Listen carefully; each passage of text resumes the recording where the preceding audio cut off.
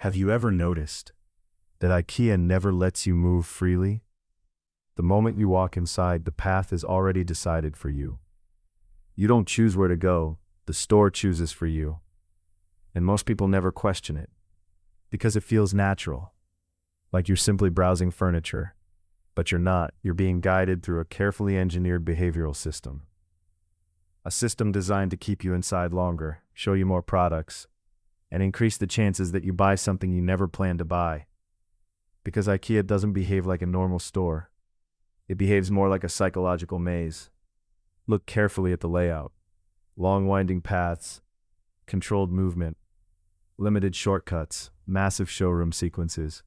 Every section slowly pulling you deeper into the building. And that design changes the way people behave. Because the longer people stay inside a store, the more emotionally invested they become. People stop thinking in terms of necessity and start thinking emotionally.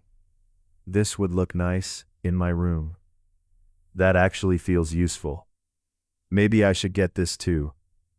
And those small thoughts slowly build momentum.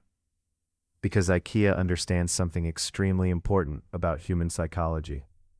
Exposure creates desire. The more often people see something, the more familiar it feels.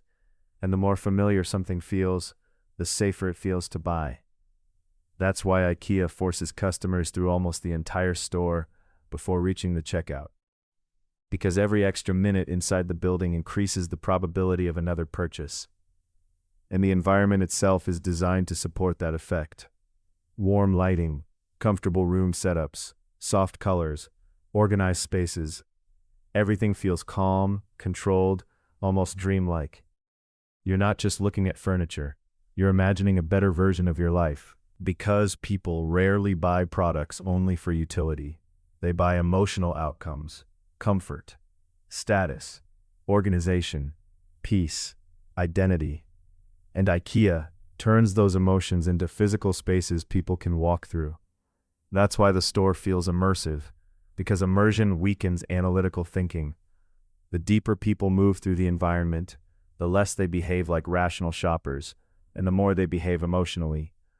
That's also why shortcuts inside IKEA are usually hidden, small, or difficult to notice.